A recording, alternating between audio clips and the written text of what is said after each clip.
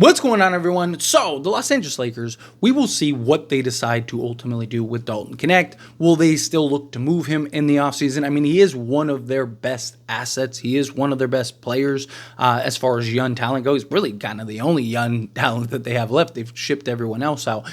There is an argument to keep him, right? He is a type of guy that makes a lot of sense alongside Luka. Needs to improve his defense, but if he can just be at least serviceable defensively, right? His shooting, him being able to be that movement shooter, be that catch and shoot three-point guy makes a ton of sense as a kick-out man for Luka. But again, teams are going to be active, especially now that they know that the Lakers are willing to trade Dalton Knecht. Because they did. They traded him, right? The trade ended up falling through, but they traded him. And so teams are going to notice and take aware, like, hey, we might be able to get Dalton Knecht, right? Ultimately, it comes down to the cost, right? Like, Lakers aren't just going to give Dalton Knecht away, but these teams that maybe have a young guy that they're not as high on, or maybe that guy is a little disgruntled or something, or they feel like they're gonna have to pay them more than what they want, right? Like, hey, we could get Dalton Knecht and have control over him for a couple more years, right? Like Jalen Duren, right? Like, for example, just using him, right? Lakers supposedly were after him and targeting him.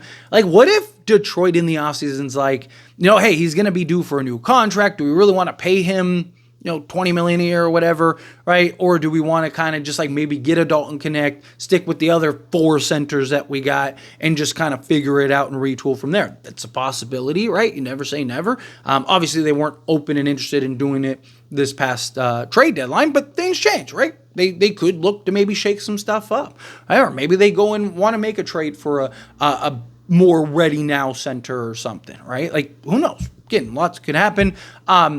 Lakers, I imagine, are going to be big players regardless during the offseason, right? Because they have all their assets. They have like $40 million in expiring contract.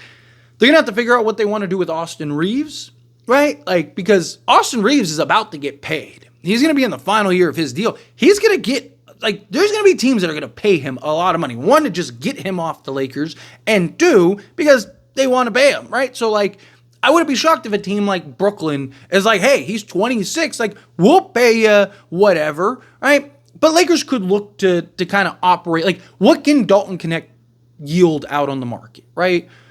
First, maybe 2 firsts, right? Like, because, I mean, he is proven, and, first-round picks are a gamble, right? We've seen Dalton Knecht light it up and go off. Also, I think in a different situation, like, I think in Charlotte, right, Dalton Knecht would be better than he is with the Lakers because he'd get more opportunity. He would be able to kind of be himself more. Where I've talked about this before, as long as he's on the Lakers, he's probably never really going to get the opportunity to do more than just be an off-ball, catch and shoot, movement shooter. Like, yeah, he can still do other things. I'm not saying that that's all he is, but that's all he ever likely will get to do alongside the Lakers, right? Because you're going to have Luka and LeBron for probably the next 2-3 years, right? So he's going to be ready for a new contract at that point. And I don't think I think he's just going to be that as long as you have these guys on this roster, especially if you keep Austin Reeves, because then if they keep Austin Reeves, right, then now even at post-LeBron, you still have Luka and Reeves who are going to be the guys primarily on ball that are doing everything. And then Knecht's, again, going to have to be that movement shooter. So I just think that even for Knecht's sake, it's probably best for him to go to another team, to go to another organization, to where he can kind of get some of those freedoms, right? Great example is the Memphis Grizzlies with Scottie Pippen Jr. and Jay Huff, right? So many people were like, why didn't this work out for the Lakers? And we've seen this, I mean, it's just tale as old as time, right? Like with the Lakers. They just don't develop guys because they're usually in contention. They're usually a team that has multiple stars and stuff like that. So the young guys, they just don't get the opportunity on the Lakers, right? And usually when we do, like, we take those guys and trade them to go get an Anthony Davis or something like that, right? Like, they usually don't stick around long enough. But you look at, like, the Grizzlies, right? They were trying to tank. They were trying to lose as many games as possible. So they let Jay Huff, they let Scottie Pippen Jr. be the guys. Hey, just go out there. And they got to play free. And you heard about the games where they were, Jay Huff's giving you 20 and 12, right, and 5 assists and 3 blocks and all this stuff. You heard about the, near triple doubles and stuff like that from Scottie Pippen Jr., but you didn't hear about, Scottie Pippen Jr. going 2 of 12 and having 8 turnovers and just looked unplayable, or Jay Huff just getting bodied and just looked like an incompetent basketball player out there, right? You didn't hear about that stuff because it didn't matter, right? Like, they were trying to lose. They're a bad team that year. Obviously, now they got everybody back. They were dealing with injuries. But now look, Scottie Pippen Jr. and Jay Huff are actual rotation pieces and players that can, on any given night, step up and play big for them, right? Because they got the opportunity. Dalton Knecht's probably not going to ever get that opportunity to the level that you need, right? Like we've seen, he can really light it up. He's a guy that can, change a game by himself. How many times have we seen him go 0 of 4 and then look up and he's 6 of 10, right? He's just like, wow, dude, this guy, like once he pops, the fun don't stop, right? Like the Pringles commercial.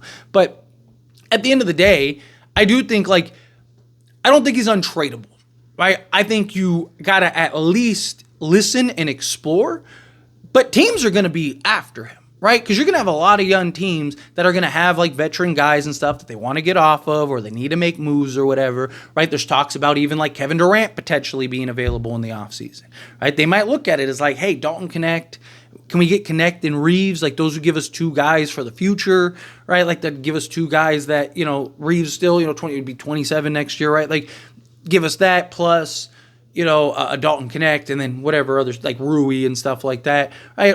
Maybe the Lakers would entertain that, right? Because supposedly they're interested in Kevin Durant in the offseason. Or again, right, maybe they are doing the Mark Williams trade still, right? Maybe he gets this season off and he gets rest and right and they do another physical. Or maybe they're like, hey, we'll take the risk on him if we don't have to give up the first and everything. And maybe Charlotte just goes, hey, we'll do a swap or, give us Knecht and a pick swap or Knecht in a second and we'll get this done, right? Like, and maybe the Lakers can go get Mark Williams for cheap and now the risk is worth the reward, right? Like now you didn't overpay for him, so it's worth kind of like that, right? A lot of these teams are going to pick up and are going to be active in trying to, because again, Lakers have expiring contracts, which there is a ton of, right? And there is demand for, as we saw this past trade deadline with the new CBA.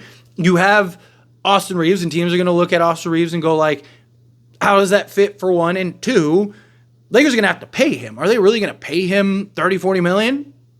Probably not. I don't know, right? Like, and then, you got young guy and Dalton Knecht, plus they got a bunch of draft picks and stuff that they're going to have in the offseason, right? Lakers are going to be in pretty decent shape to maybe make some moves and make some big splashes this NBA offseason. But Dalton Knecht, I imagine, is probably going to be one of the pieces kind of at the center of it all. I think Dalton Knecht's going to be one of the guys that, like, a lot of these teams are calling about because he's going to be cheap, right? He's going to hold value for quite a while. He's a guy that I believe can be better in the right situation, which other teams probably will look at it as like, man, he'd probably be a lot better here because we're a young team and we can give him the opportunity to grow and blossom and develop. I mean, even some veteran teams might be like, man, we could use his shooting and his ability to just play off ball and stuff like that. Maybe give him a little more free range, right? Because, maybe our star isn't as ball dominant or something, right? Like, there's going to be people. And if you're the Lakers, you got to at least field the offers. The beauty is the Lakers have control.